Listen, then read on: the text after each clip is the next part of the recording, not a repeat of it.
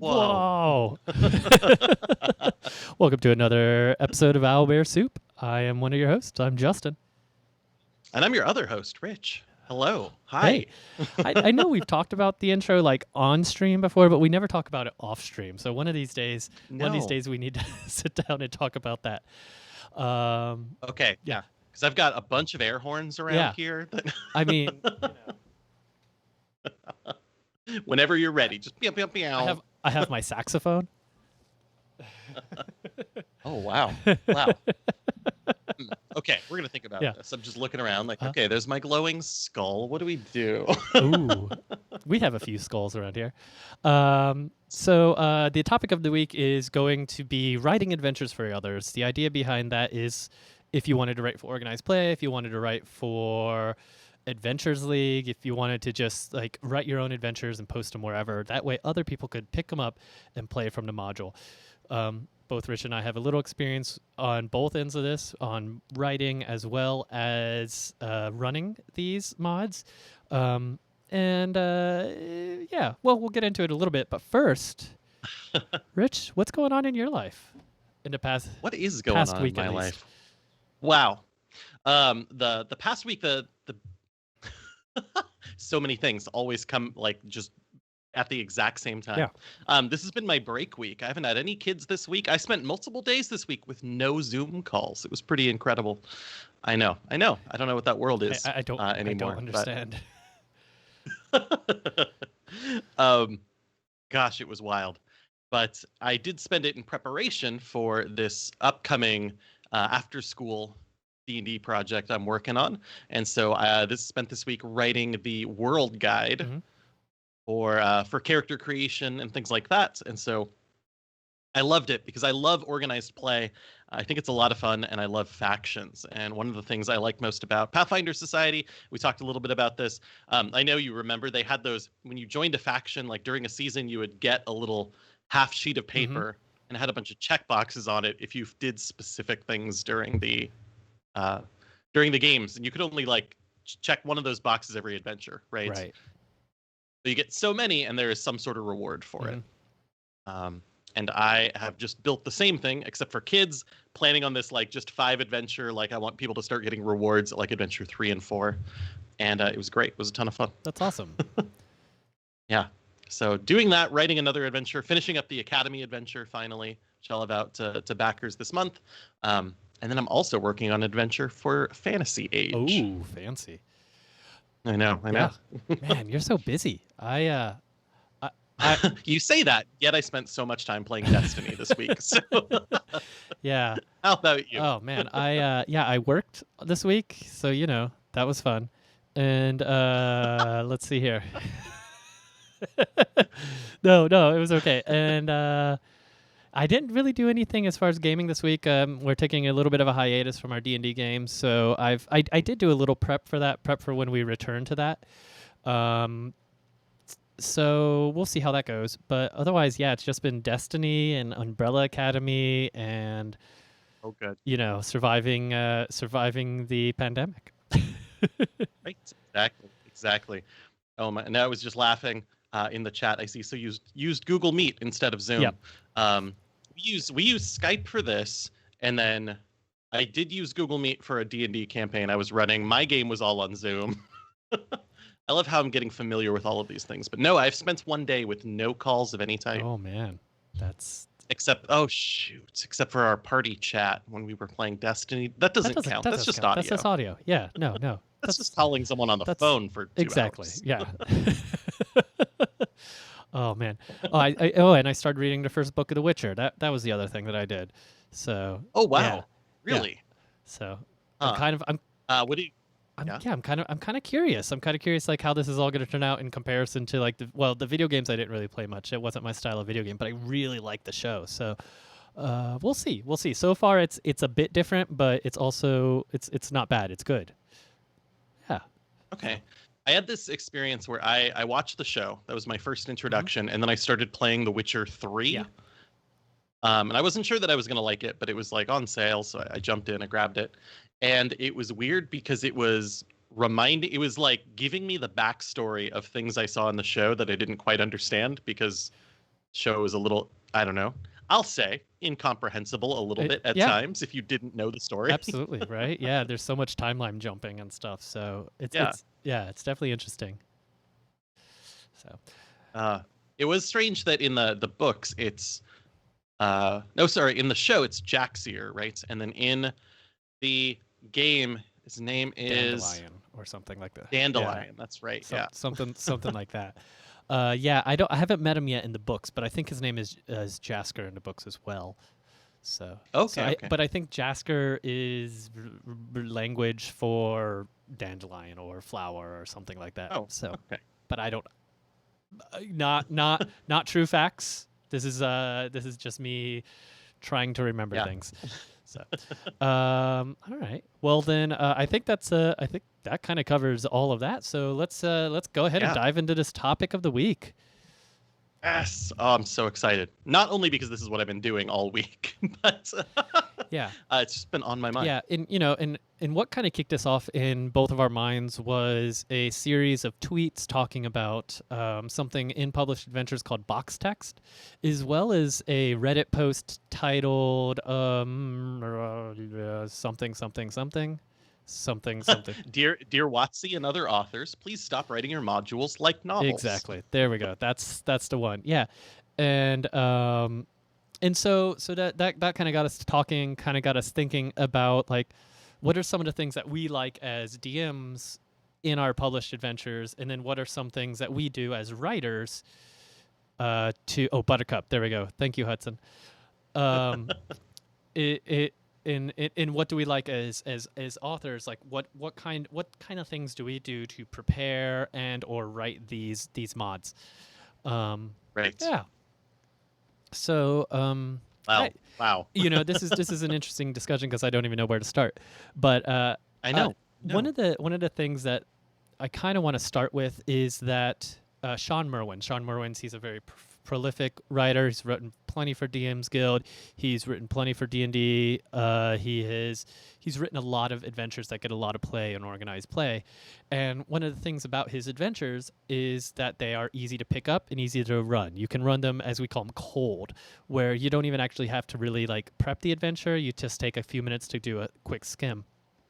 And one of the things he said specifically is that you are not writing a novel. It's more like you're writing a textbook than you're writing a novel, right? So you're so thinking about it, you're writing a fantasy textbook. And this Reddit post that we were talking about, Dear Watsy, it kind of follows that idea of like, okay, so this really should be more of a textbook. Some of the things they mention within the mods, like having things like color coding, specific symbols or box styles to kind of help with advice and stuff. Having a large overview section at the beginning of it, explicit story callbacks kind of being shown that way you remember them as a DM when you're going through this adventure very rapidly. And just constantly reminding the DM how to use like various portions of the system.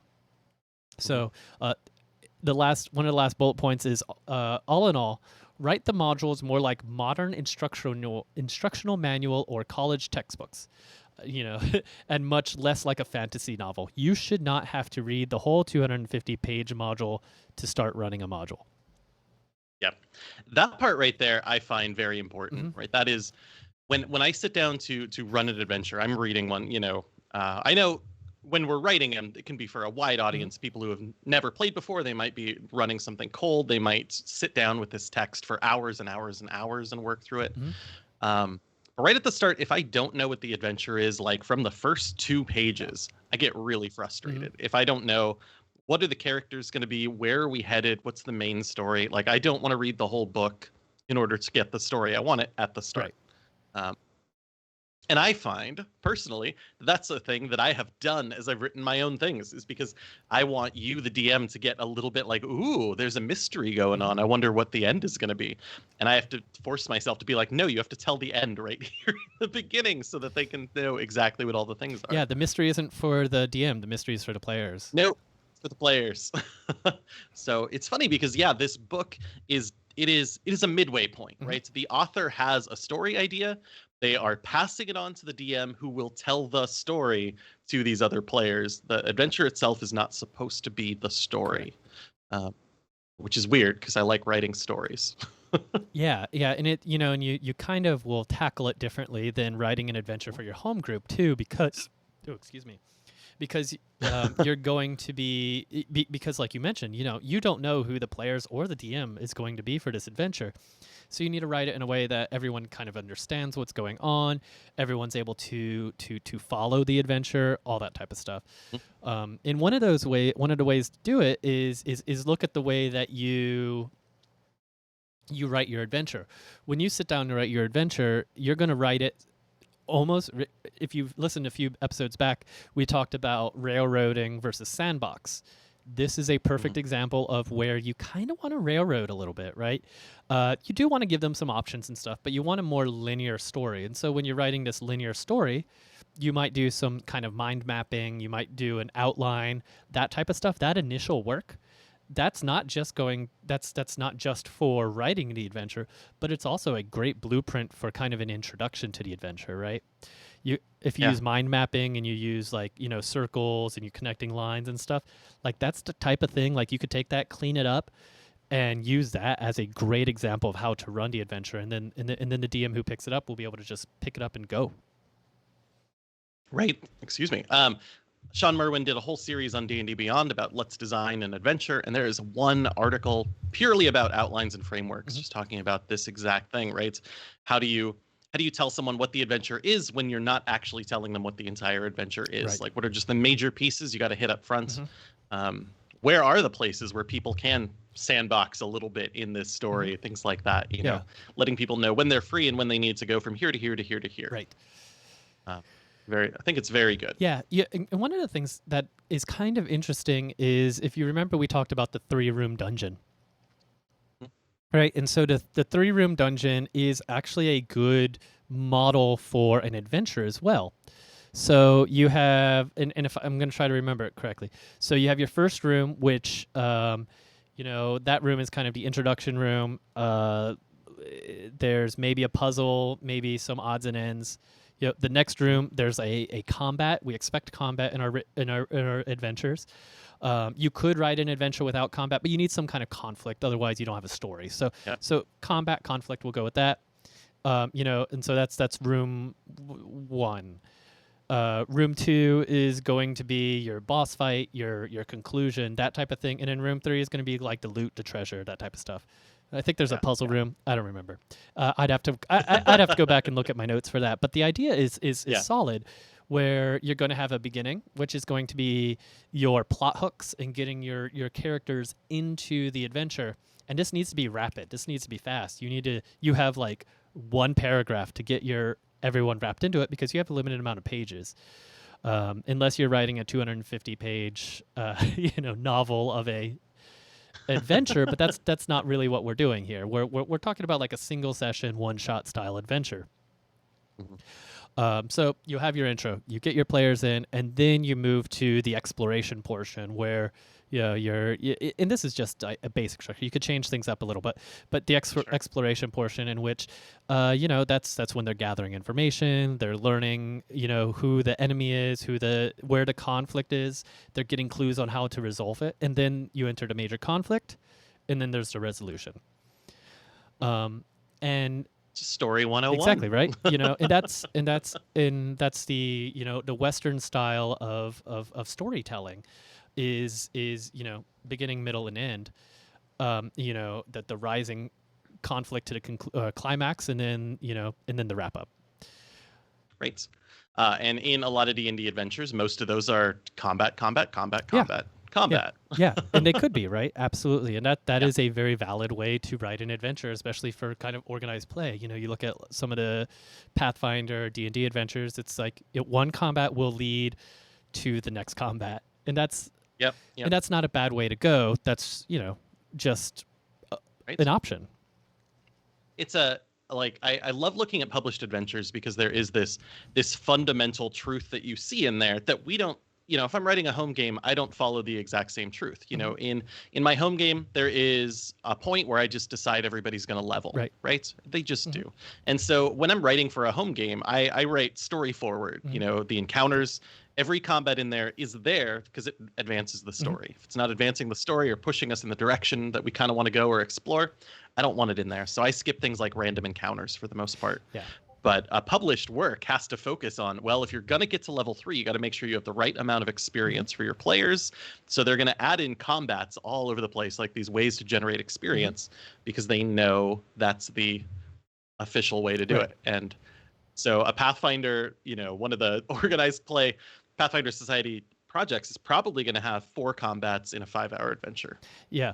Because they know you're going to get 12 combats over 3, and that's going to be a level. Yep. Yeah. Yeah. And Starfinder's fairly similar. Adventure League. I haven't really dug into the way to write for Adventure League, but I imagine they have the same thing: an XP budget. Use that XP budget for your monsters, and the rest of it is just fluff. It doesn't count towards XP. Yep. And yeah, and Angstaza brings up a good point. It's one of those things where you can definitely write into your adventure a way to gain XP without fighting, and I think that's why I even said, instead of combat all the time, conflict, just some kind of Right. And and that's something that I would do in my home game if I tracked XP. Was they defeated the conflict. Did the conflict turn out to be a fight, or did it turn out to be a discussion? Did it turn out to be a series of skill checks to try to avoid the fight? So that type of stuff. Right. I like that because I have seen it in adventures sometimes where there are some monsters and you get the experience as long as you get past the conflict somehow, right? So if you are able to diffuse them and talk them down through persuasion checks or whatever else, that's cool. If you can offer them a deal and get past them, that's fine. Then we get into that. Well, what if we just all turn invisible and sneak past it? Do we get experience? So we get into a very old school mentality of no, no, you got to beat them. Yeah. So there's some things there, but I do love the idea of story rewards for specific events and making sure that those match up with combat if you're not going to do combat. Yeah. And that's part of why I'm a big fan of the milestone system anyway, is that then, as Angstasa points out, I'm a bard. Shouldn't I get better at barding when I tell a story in a common room at a tavern? Absolutely. And that was one of the things that I liked about 4th edition was there were they kind of took combat and they applied it to skills in these skill challenges. Yeah. In the skill challenges, you did get XP for, because it was it was rolling dice, it was moving through things, and the idea that you had to get 9 successes before 3 failures, right? That was a conflict. So they treated skills as a conflict, and I think that's so much. It codifies something that is, that could be a little bit more ambiguous, in a way to enhance and gain XP. It made me think of 2nd edition immediately, right? I love remembering back when rogues got experience for stealing gold pieces. Yeah. Well, yeah. And they had those specific rewards. Yeah. Well, I mean, gold. What was it? 1 XP per gold across the board in general, sure, yeah. and then rogues got extras for stealing, something like that, right? Because or maybe I'm thinking 1st edition. It could have been 1st edition where gold and XP were 1-to-1. Yeah, in 2nd it was more split up, right? Because the fighters everyone had their own unique way to gain experience, and some of those were easy. I remember the rogues because it was okay, that's no problem. But they also had, everyone is advancing at different paces and hit levels at different times. Yeah. Confusing time. Yeah, it was weird. But there are systems. Yeah, there are systems that do this really well, and it's in order to level, what you actually have to do is use skills that you are good at, and that'll level those skills up. The Elder Scrolls video games do that extremely well, right? I actually love that system, just to go out a little out of the box. When you level up, when your major skills level up, but you can spend time, if I'm bad at casting divinations, but I cast a whole bunch of them, my divination skill gets better, but it doesn't level me because those aren't my primary skills. It's just such a weird game. I love messing around with those things. Burning Wheel does something similar where the more you use a skill or something, it kind of grows. So I guess back to adventure writing and everything. I'm not really sure which direction to kind of start diving into. It's as far as like things that we like to see and things that we don't like to see, I think it is pretty good. And then I don't know, some folks might want to know like, how do we sit down to write? And like I said, it's been a lot longer since I've written an adventure than you, but I still have some experience. I mean, yeah, absolutely. I'm no wizard over here, Yeah. that's for sure. I'm just doing it right now. um, well, I think like an interesting thing to take a look at is kind of published adventures already. Mhm. Like the experience of looking at a published adventure, deciding to run it, tells you a lot about how to write one. Oh. I think at the same time, right? They all start in a pretty similar way. We've got our intro stuff. Yes. We've got our adventure background, our adventure summary. Mhm. I love those two sections. They're my two favorite sections in the whole book, because that's where you're supposed to find out everything right there, right? We talked a little bit about those already. What other stuff do you put in that intro section? If you were handing a DM an adventure and saying, I want you to run this, and here's all the information before the encounters start, before the adventure begins, you must know this stuff. What else would you put in there? Yeah, and I think I like the idea of having a list of kind of like a workflow of the adventure. Like, if they do X, it goes to here. If they do Y, it goes to here. If you're looking at like bigger published adventures from like from WotC, like I think Dragon Heist does an amazing job of this, of steering your characters through the adventures in kind of a easy to follow way. And I think that's going to be important, especially with the more nebulous style of some of the Adventures League's adventures that have popped up recently. I think that's something that's definitely missing, is the outline, is the roadmap for the DM. That first section of the adventure is all for the DM. Like, they need to know beginning, middle, end. They need to know important key plot points to move things along. They need to know the way in which things flow. So. Right. And I do love it when I see a flow chart. I remember someone asked me to review their adventure, and I got so hung up on their amazing flow chart that I stopped. I was like, this is the best thing. Just do this all the time.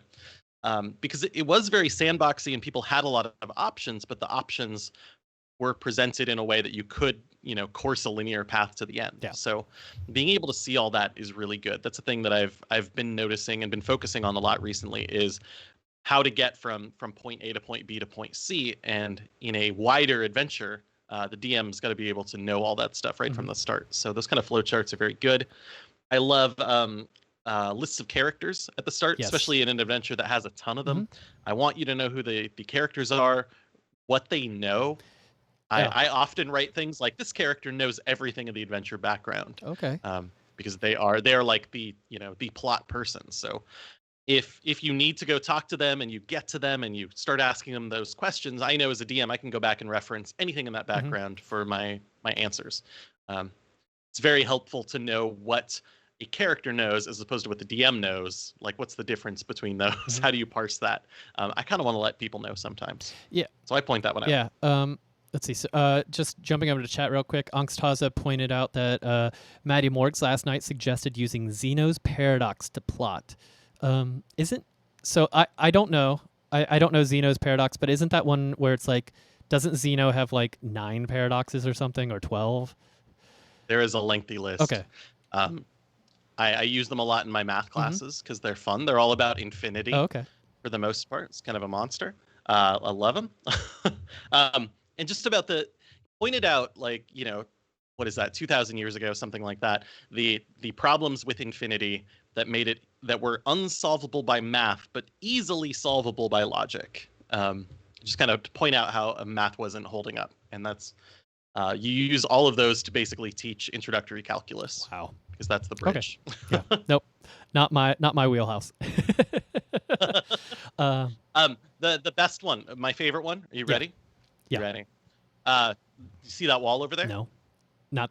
You want to walk over and touch that wall? Are you ready? Are yeah. you ready? Well, in order to walk over and touch that wall, first you have to walk halfway across the room. And that'll take some time. And then you have to walk halfway across the remaining, and that'll take some time, and half and half and half. And so you can never touch the wall because it'll take you infinitely long to get even halfway to halfway to halfway. Right. Stuff like that. And it's like y 0.9 0.99 repeating is equal to 1. Is that kind of Right. in the same thing? Pretty much. It's a calculus argument right there. But also said, but if you're going to get halfway across the room, first you have to get halfway across, right? You got to get a quarter of the, and then an eighth, and then so you can't actually leave your seat. No one can move ever. Oh man, math is hard. Yeah. I don't understand. All right. I think you probably got punched a lot, but yeah, no Oh one my could. No one could math the right answer. Yeah. Cool. So that's the intro portion of the adventure. Five Iron Fanatic has a great question, and I think we'll touch on that. Is how much emphasis do you all put on the final boss conflict in writing? And I think that's something we'll definitely touch on. So I'm not forgetting it, Josh. I just wanted to make sure, but let's kind of go in order, right? So the initial chunk is for DM's eyes only. You should outline the entire adventure, beginning to end. If there's any like cool clues, any cool NPCs that you really want to highlight, put it there. Giving a little bit of a blurb about each of them.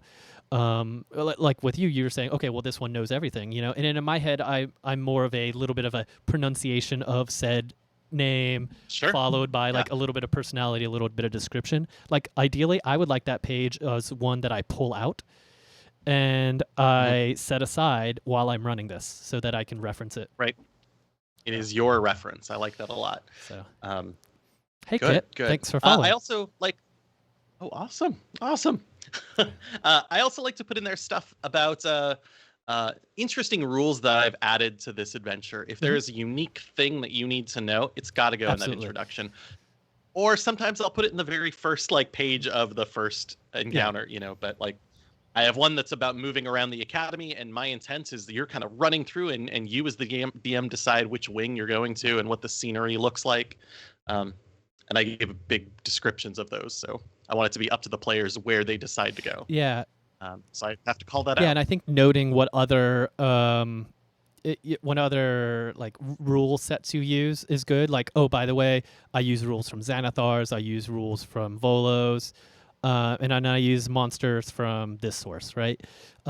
Yes. I think that's kind of important for prep for the DM as well. That way they know what to tackle. Yeah. Right. Okay. Good. And then we get to the first bit of player focused. Yeah. So this is the getting the party together. I love, so this is this example I got from Teos Alpha Stream 1. Is the one of the favorite way he's described an opening to an adventure was a spycraft, I think, and I've mentioned it before on the show. It's fantastic, a fantastic way to start an adventure. You go and this is how I remember it. Who knows if the story is different, but who cares? You go around, you figure out what role everyone is in the party, and you figure out who the driver is, and then all of a sudden, the adventure starts. You're in a car and it's like jumping off a cliff into the air, and that's how it starts. Boom.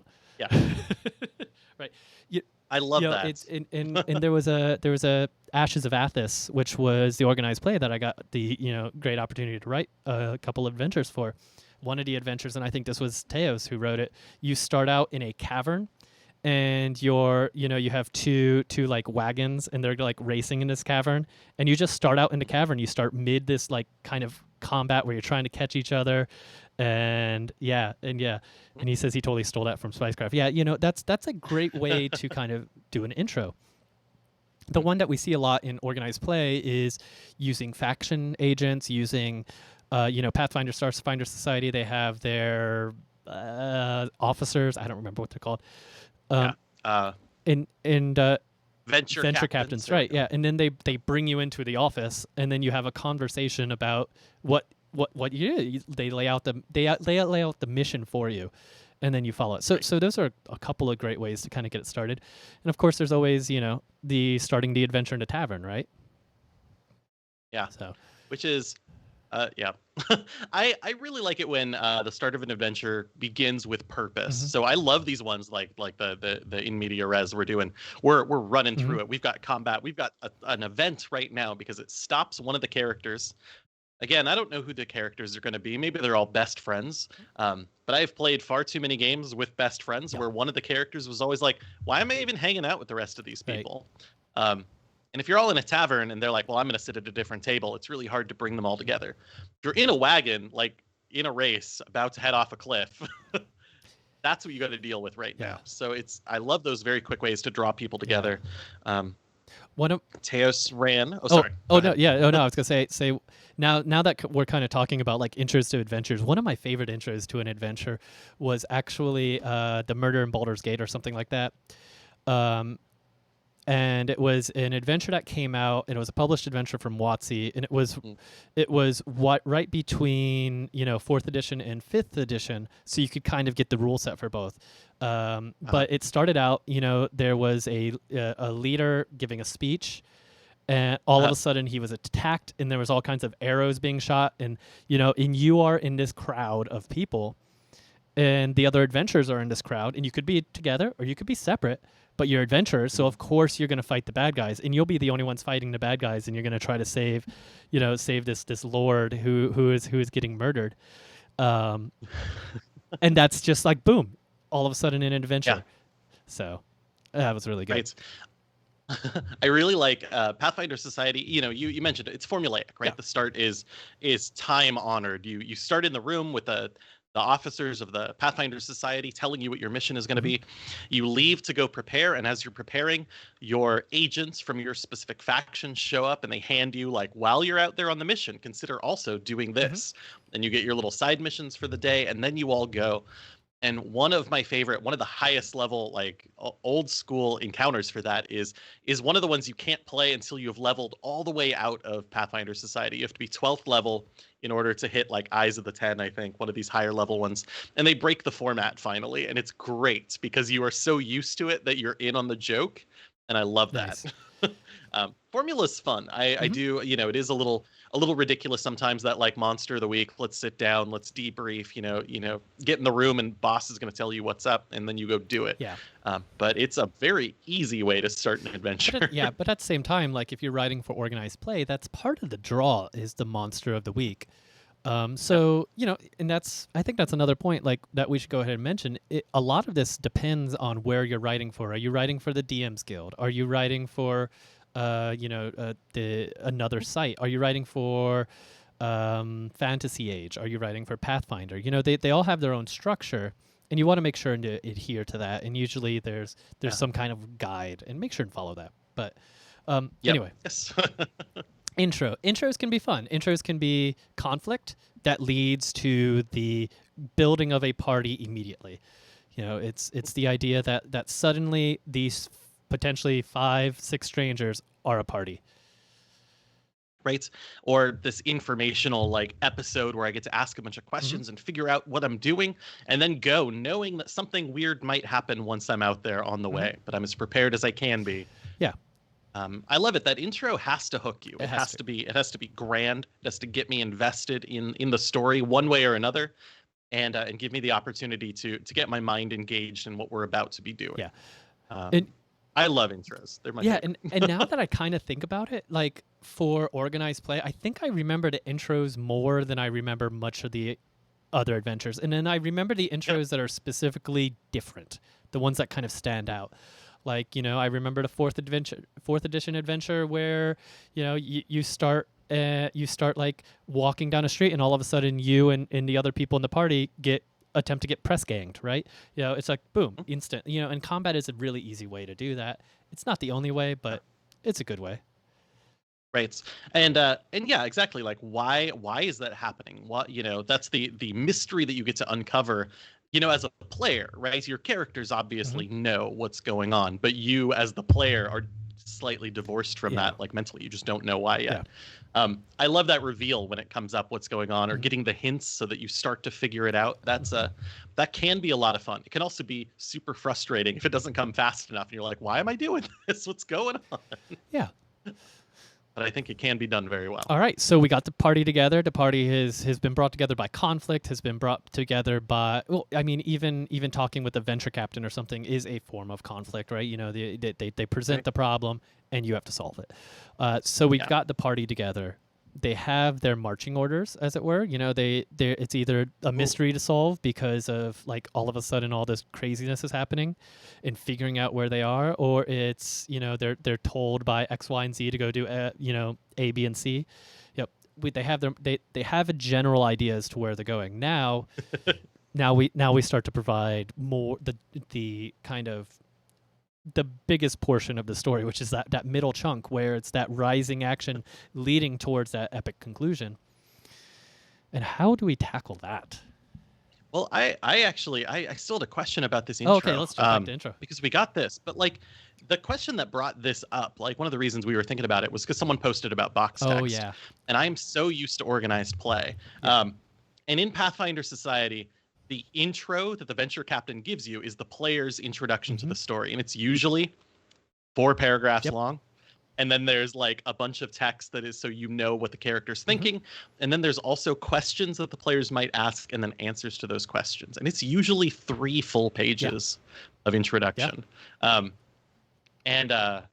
I love box text. I think it's great because it gives you that moments as a writer where you get to get in and write like, ooh, let me do my dialogue. Let's see, you know, give me some theming on this character in some way to activate it. What do you think about box text? What do you think about that big info dump? Yes, absolutely. Well, and you know, no, I don't necessarily. So the way Pathfinder has it structured, I don't necessarily care for like the skills and the questions they could ask. I feel like all of those should be outlined, and you should be able to, as the DM, do that. But the big chunk of box text, I love box text. I think anytime you enter into any kind of major room, you should have box text, and that's and part of why we do that is so that, you know, a DM can pick up the adventure and just go. Right, you know, you know, Teos is in the chat. He knows. He's like me. He knows, and you know plenty about this, about running adventures cold, where you show up and the DM hasn't showed up, and all of a sudden you're handed the adventure and you have 5 minutes to go. Right. You need to be able to do that, and in order to do that, you can't have major set pieces without good descriptions. So, yeah. Right, so those box text moments they're like they split the divide. It's now the DM is just a channel for the person who had the adventure idea directly to the players. And yeah, the DM could handle that on their own, but they don't have to. Number one, it is nice to refer to this. Yeah. I always write read or paraphrase if you want to do your own thing in box text, because a lot of DMs are more comfortable with that. Like, do it in your own style. You know what the room is like, you know, if you've researched enough. But if you're running it cold, that box text is so good. And I need it to be worth listening to. yeah, that's another thing, right? Yeah, don't put box text just for box text's sake, but put it in there. Yeah. And I think at the beginning of any kind of cool set piece, introduction to a major NPC, that's when you want some box text. It's going to give you guidance on how to run the rest of that. You know, and I think in encounters, because I played so much 4th edition, you know, that chunk, that encounter, that's going to be good. Yeah. So. Okay. We were moving into the first encounter, the big set piece. You've got some box text. Where do you like? Usually, wherever you start, your first big moment is going to be somewhere else, right? It's not often that it's perfectly connected. It will be sometimes if you're in a big action scene to start. There is the I need you to go and do this quest, right? So there's the quest giver, and then there's the beginning of the quest. Do you focus on getting people from the quest giver to the quest, or do you just like 2 days later? No, you know, and I think that's so. I love the way that Shadowrun handles this. They have an entire section that's called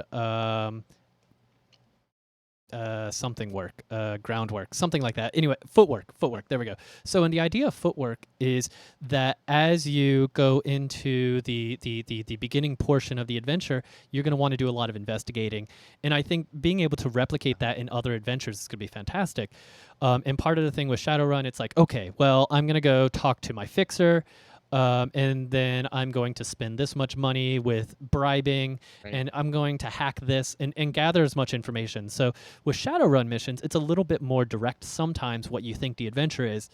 But this is where sometimes, you know, and this is an interesting way to write the adventure. You take some more of that Eastern style of writing where action A causes action B, and then you have to try to solve action B, and then sometimes B causes C, and you have to try to solve that. And Shadowrun handles this very well, where you'll get a mission from your Johnson or your Fixer, that type of stuff. You'll go do the mission, but the mission is only like the first portion of the adventure, and you're doing the footwork. You get there, you do the first portion, but then it opens up Pandora's box, and then there's so many other things that you have to take care of because, things just went sideways. Yeah.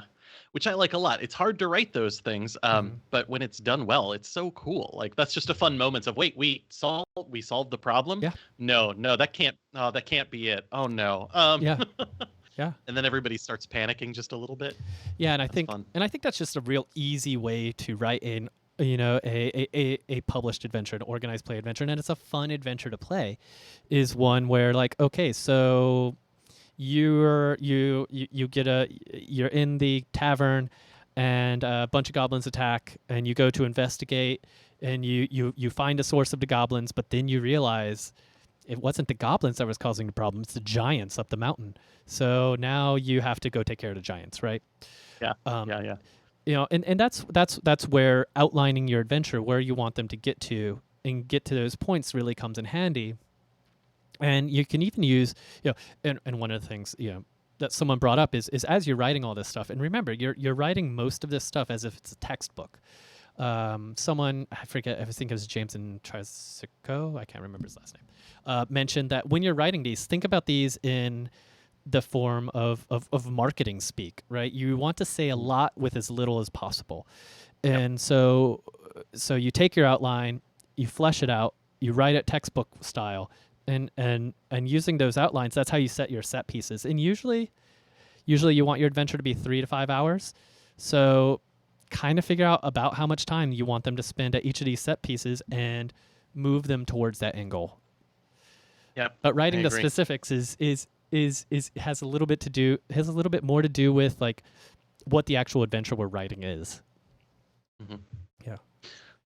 Oh gosh, I just got excited about that. Yeah. I keep thinking in my brain, if we take all this advice and we put it together, we can get one of the most unfun adventures I've ever played, which is one from Pathfinder Society. I will never forget it because you have to go to this temple. It's a temple of fire. You get to the top. There is an encounter. You take some stairs. There's an encounter. You take some stairs. There's an encounter. You take some stairs. There's the final boss. Adventure over. Yeah. And there were some things to find along the way. And yeah, that is a path. It follows all our bits. We can have interesting things there. But it was just so linear. It was just so free of choice and interest that I had no fun doing it. I love these interesting moments, like the way that changes. Now I'm thinking about that as an adventure as if it had just been one level, then you get to the boss, then you grab the thing you're looking for, and then you escape, and then stuff goes wild. Right. Like that would have been a much more engaging adventure immediately. Yeah. It would not be one that I remember and hate for years. Yeah, and that's something to think about as well too. Is Five Iron Fanatic brought up earlier. It's like, how do we handle bosses? And part of that is maybe that first fight is the boss, and the rest of it is escaping the dungeon. And that's a perfectly valid story. That would be a fun story to play. Like, how did you get in front of the boss? How did you get captured? Like, what's your introduction? Is you're in the chambers, and the boss is like, ha ha ha ha, I got you now, adventurers. And boom, you have party. Then you're escaping. So, but even if you're escaping, you still want a certain amount of set pieces. Yeah. And that's going to really depend on what system you're playing, and you're writing for too. Because if you're writing for like 4th edition D&D, and which is because I know a little bit better, that's usually like 5 or 6 encounters, and each encounter is a set piece. You go into Adventures League, you probably have a bit more because each scene can go a little bit quicker. There's not so much structure there, or you could get really bogged down on one. So you need options. You need ways of getting this information to the players. And I think this is a good opportunity to talk about, and we talked about this briefly, but the 3 clue rule. So the 3 clue rule is, and this is on the Alexandrian.net. This was something that he wrote about, and let's see if I remember this correctly. It is you come up with three clues. One of them's really hard to find, one's super easy, or something like that. But each one of them leads towards a specific point, because if you just give them one clue, there's too many options. If you give them two clues, sure, but you want that third clue there for some reason. I don't remember off the top of my head. Yeah. But give them clues. Well, but the idea basics is give right? them enough clues so that they know where to go next. I think if I were thinking about it in puzzle terms, that third one would be the signifier, the one that lets me know that my idea that I've got at stage 2 is correct, because the third clue kind of pushes that same direction. You're like, aha, okay, we're good. I do like that, because I love thinking about all the different possibilities and seeing, well, that said maybe here. Like that third clue is the one that lets me know, okay, we're all on the same page. Absolutely. So as they're moving through this middle section, so in the middle section, what you want to do is this is where you kind of unveil like the secrets, this is the meat of the adventure. So this is where you're going to have all your really engaging NPCs who give those clues, who lead people on. You're going to have those interesting smaller combats that, if you're, or conflicts. So, to help strain the resources of the adventures a little, because that's an important thing to consider as well, is you do want to strain the resources just a little of the players, because you want them to be invested. And if there's no real strain there, then right, but don't punish the players unjustly. Like don't throw like a bunch of exhaustion at them just because you think it's funny. No, like give a story there. They have to make some rolls. They have to do some interacting. I think that's all good to include there. That's interesting. I just wrote into this adventure I'm doing for the academy. The seneschal of the house, of the townhouse of the academy, is around but not an adventurer. And so if I mentioned specifically, like if the party got hurt too much in that last battle, if they're not if they rolled poorly, consider this helpful person nearby that might have access to a healing potion or two if they need it, if they need to go back. Have them show up if they're struggling, because the goal is, right, D&D does feel fun when it is tense. At least for me, I do enjoy that resource strain, that worry that I'm not going to have enough when I get to the end. But if someone goes all out and loses all their hit points, then they're too scared to do the things. So exactly, yeah. I love the question whenever I'm doing in any kind of conflict. It's like, oh, do I use this resource now, or do I save it for later? And that's kind of the fun of a one shot, is you're in that creature of a week. There's a later, and so building towards that. It's not just a story. Then it's a story and a game. And that's definitely something you kind of want to write for in that middle chunk is trying to Josh says it perfectly. They say tension, relief is a tricky thing to balance, but an important one. Yeah, absolutely. Yeah, because you don't want to go too far. If everybody is like you said, if everybody is perfectly whole all the time and easily defeating the foes, then we're just telling a story. We're just kind of rolling some dice for no good reason. Right. What other things do you think we should include in that middle chunk? It looks like we're kind of dividing this into 4 chunks. We have our intro, that the adventure portion, not the DM portion, but we have our intro where we get our players together. We have that middle chunk that gets our players to the point of, I'm going to use marketing terms, get us to the point of the funnel that's going to be our conversion point. And then the resolution after that. Well, I would add one chunk to this. This is for me. I mean, the front of the DMG, I love. I know I talk about it a lot because it talks about different player types and what they want out of adventures and out of playing D&D. Yeah. And so, you talked about NPCs. We talked about combats, engage our like optimizers and strategists. We got our role players out there. I personally love playing D&D for the exploration. That's one of my big deals. So I love having a sense of wonder. So if that whole middle chunk is taking place in a temple of fire and every room looks the same, I'm going to be totally uninvested. But if somewhere in there we hit that scene 3 and something wondrous has happened, something interesting, something that I can hear about and think about and go like, I wonder why that's here. That is a big key for me to get back in, is just be like, ooh. So I like to have those moments, like something strange happens, an interesting event. You were running Horde of the Dragon Queen, and we were on that long, endless caravan trip. I remember Yeah. it, and I remember feeling like it was long and endless because for me it was, It was long and endless. Yeah. it was long and Yeah. endless. But there was that moment, and I remember it so well when there was the golden deer, Oh yeah. and instantly I'm so Yeah. engaged. I'm ready. I want to know what's going on with that character. I need that extra little Mhm. bit. That was great. That's an So absolutely a valid point. Yeah, make sure to have little aspects for each of the type of engaged players that you expect at the table. I mean, there's going to be the one player who is the one who tries to fill roles, who's just there to kind of hang out and enjoys the whole process, and that's just the way they enjoy the game. Maybe there's not really a good way to engage them beyond creating interesting things for their companions to interact with that they also get to join in and be interaction with. right, So right. I'm that kind of player. Yeah, but I definitely read that section if you were writing adventures, just to think Yeah. about all the different ways you could write content that engages different sorts of players. Yeah, the DMGs are full of great information. I can't speak for the third edition one, but the second edition has a lot of great stuff. The fourth edition has an amazing amount of great stuff.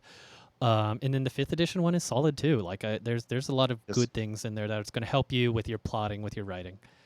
Yeah.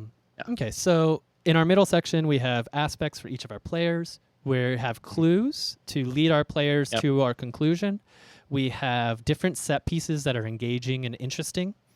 You and I both enjoy box text to help set those scenes. I think these are all kind of important aspects to remember.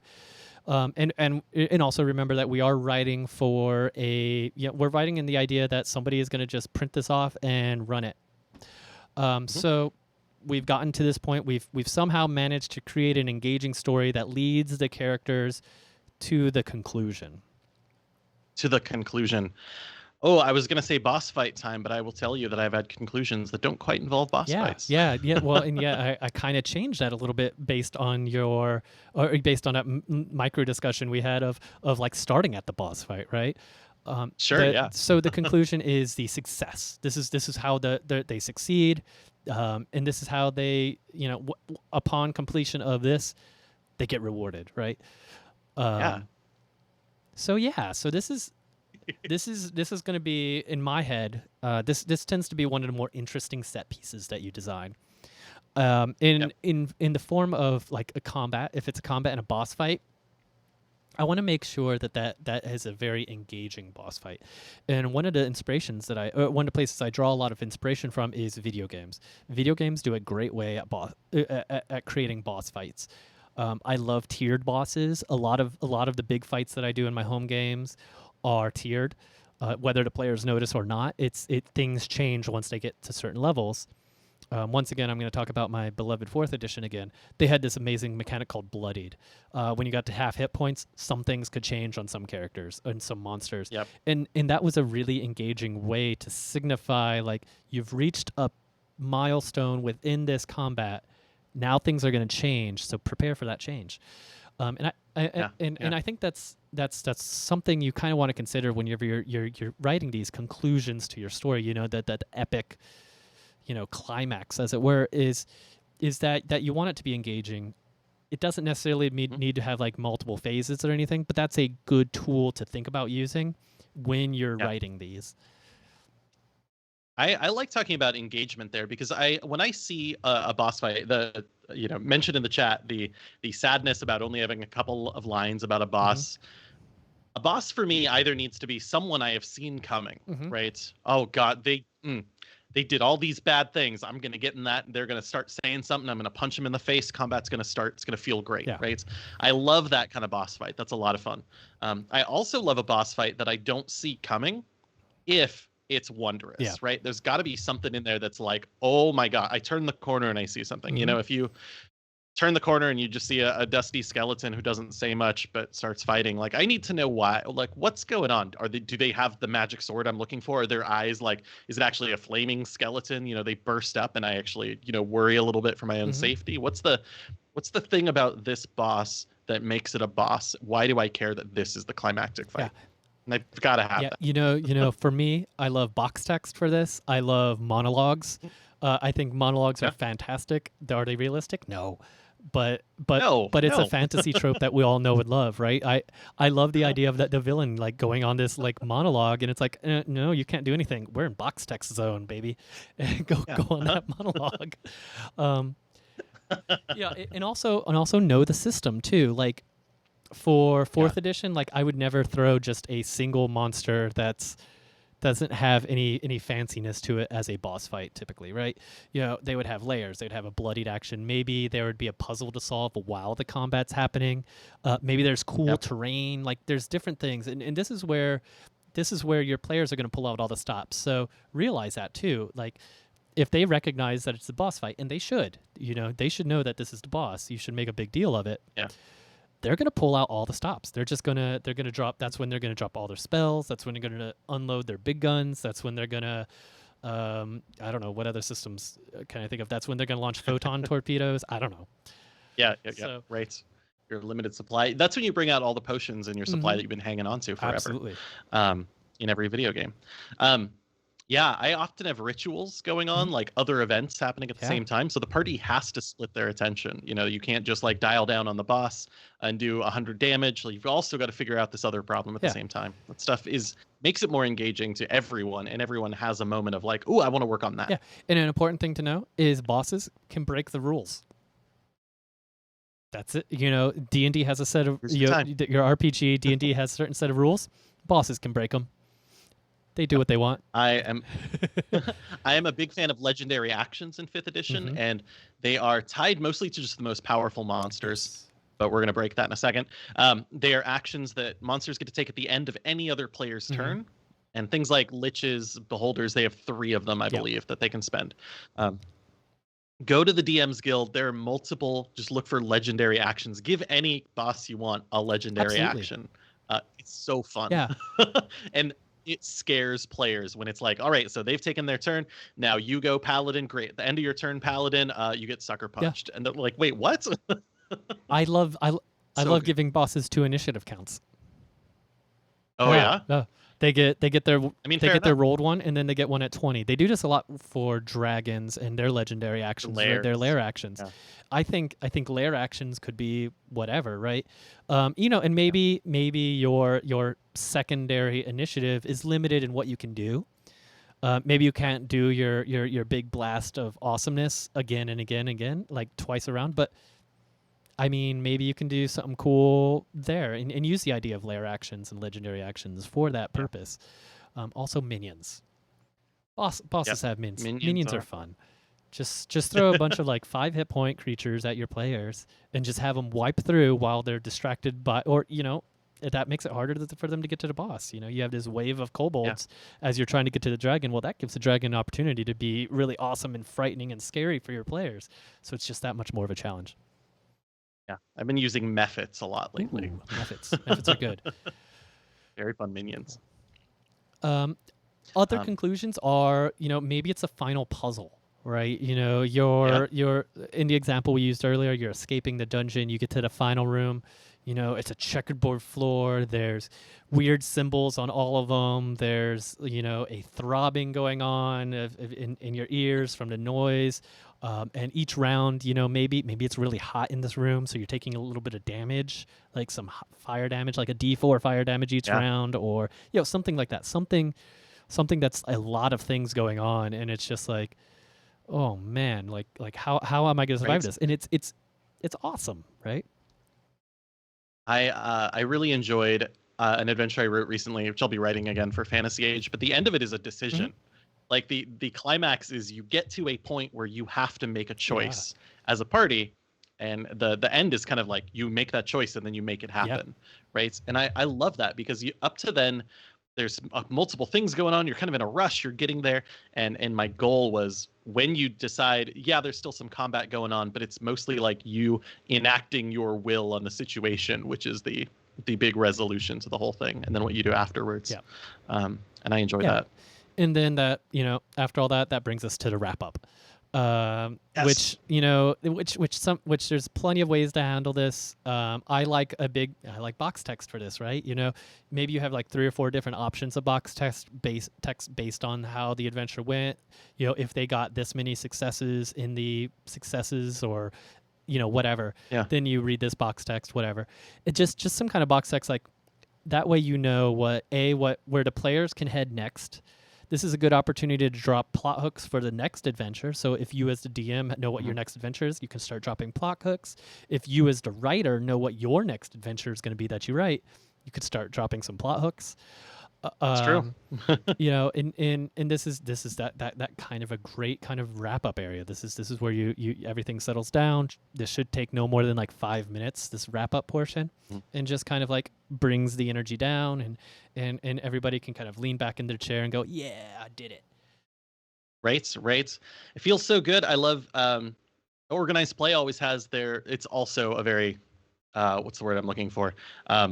Traditional ending. Usually I know in D&D it's a lot about like, okay, here's the available certs, let's sign our paperwork, let's do that. PFS is the same thing. Here's your chronicle sheets, here's some paperwork, let's wrap this up. And I like it because it gives us that sense of finality. Like, yes, we completed it. There's some information on those just in case, I didn't get to the entire conclusion, because that's got a specific time limit. Some ability to make notes, remember some of the things that have happened, so your characters can go through that. I love it. Conclusions are really fun. I think I've mentioned in my detective books, it's all about like, you need to play the game. The end is your wrap-up reports. So you get asked certain questions and you need to answer those as you're kind of wrapping this whole thing up, which is a fun way. I think my least favorite wrap-ups are all right, give me the report. What happened? Yeah. And then we spend 20 minutes recapping the whole adventure we all just played together. We want to make it quick. We want to make it engaging still. And yeah, like you're talking about, it's got to calm you down and bring you out of the big climactic battle scene. Yeah. And speaking of wrapping things up, I think it's about time for us to start wrapping this thing up. Yes. Got so much to talk about still. I love this. I love designing adventures. Like that's the big thing. If we're going to wrap up, I love designing adventures because it is your opportunity to take a thing that you enjoy doing, DMing, right? Thinking about stories already, making them engaging, and just trying to do it in a different way. Like trying to see if you could present your ideas, not just for you to run yourself, but if you could present your ideas in a way that someone else could run it for total strangers. Absolutely. It's a cool challenge. Yeah. I think it's a lot of fun just thinking about your vision. It's so easy. And I, when I writing my adventure, I'm like, it's shower brain going like, ooh, this cool thing. I can run that for my players, and that's not too tricky. It is tricky. It is. But writing it for a new audience is a very cool thing. Making it fit in the D&D formats, like thinking about time and experience budgets and all that stuff is really interesting and engaging. It's a fun creative thing. It's like creative within boundaries, which I like a lot. I am much more creative in a box than I am with a blank page. Yeah. All right. If you want to know more about this subject, there's plenty of resources online. Check into Sean Merwin. Look him up. He writes a lot about this. Check out the Down with D&D podcast. They talk about a lot of things related to this. And come check back here. We're definitely going to be full of more D&D DM tips and stuff as we go on. And so I guess just to do our final wrap up, what's going on with you this next upcoming week, Rich? Oh, let's see. Gosh, this week is, well, first of all, on Monday, tomorrow. That's tomorrow. It's tomorrow. We're going to keep talking cleric goodness, right? We got some more domains to discover. We got some more arguments to have out loud. So I'm very excited about. Beyond that, like I mentioned, I will be writing an adventure for Fantasy Age, which you will be able to find in the future, hopefully. I'll let you know more about what that process looks like. Other than that, I'm just taking more names, more applications for the Academy of Adventures After School program. And you can check more about that at academyofadventures.com. All right. Yeah. If someone wants to toss that link in the chat, that'd be rad. So tomorrow at 6 p.m. Pacific Standard Time, we're going to continue our deep dive into the cleric right here on twitch.tv/Owlbear Soup. We'll be finishing up the domains and maybe making, if we have some time, diving into the feats. Otherwise, we'll just, that'll be the next week. Otherwise, you can find me at twitch.tv/DreadPirateRabbits on Tuesdays and Thursdays. I do some DJ streams. where I DJ house or trance music. And then upcoming soon, I'm going to be doing a pirate stream where I dress up like a pirate, and I'm going to have the amazing Aubrey Cello join me, and we're both going to be dressed as pirates, playing music to some fun music. And check out my stream on Tuesday to know how you can vote on which day that's going to be. And I think that's it. I think that's this week. So thanks everyone for joining. If you're watching on YouTube, make sure to subscribe and like. And you can find us on Twitch every Sunday morning at 11 a.m. Pacific Standard Time, right here at twitch.tv/Owlbear Soup. Thanks everyone.